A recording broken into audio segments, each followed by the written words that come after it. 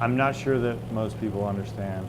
I'm not sure that I really understood what it was gonna take to build a car from nothing.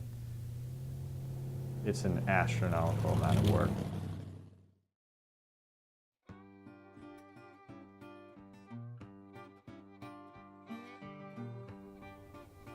Sometimes less is more, especially in this world, you know. You can go to a point where you cross the line and then it becomes tacky. And having that balance and to be able to see the lines and see where you need to make adjustments to even the body, I make them how I want to make them. And I make adjustments to every one, not any of them are the same. I always change stuff. And it's just, I think that's just a part of me. I like to challenge myself, and I think that's what the aluminum dually really was. If it gets to a point where I got bins full of parts that I can just go get and then put on the car where they need to be, I think I would be like bored senseless if I can't just make every piece. I like it to be completely handmade, and I like it to look that way.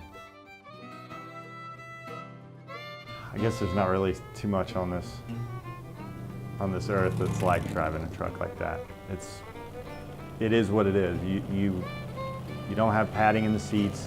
You definitely need earplugs to drive it. It's a little too loud. But that's the point. I mean, what is hot rodding about? If you had a hot rod and it didn't have headers that stick out the side, it needs a hood on it.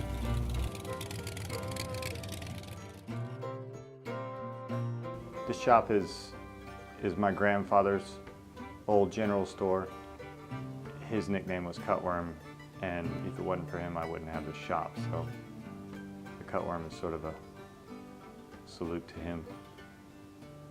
But he loved the Model A, and if he were here and he could see this, he would just think it was incredible. It's pretty special to have that connection with the Model A, like my grandfather did, and the fact that I'm building them from scratch. You know, it's pretty special to be a part of that. You know, to sort of have that sort of love for the same car that he did.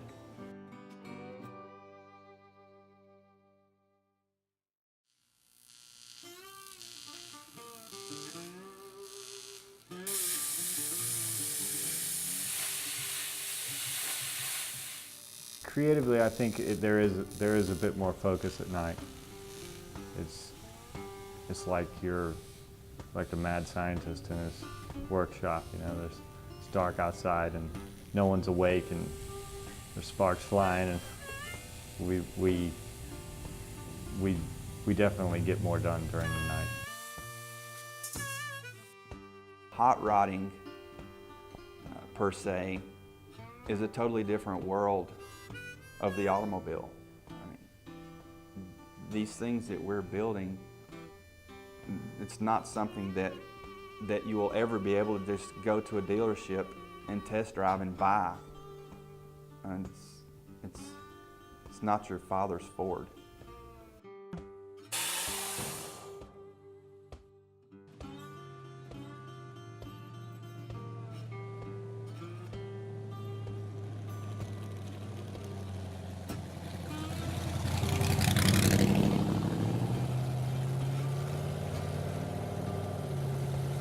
It can fight, but we will win. That's one of those things that you play that game back and forth when you build things all the time. And it's, can you suffer through that and still come out on top? Sometimes it's bad, but is it worth it to be cool? Is it worth it for you to get what you're trying to achieve? Absolutely. Hot rodding in general is about that. That's what it's always been about to anyone. Is back in the day when hot rods first came out, the cool guys had hot rods, so it's been a tradition. That's what hot rodding's about, is being cool. It doesn't really matter if you're comfortable.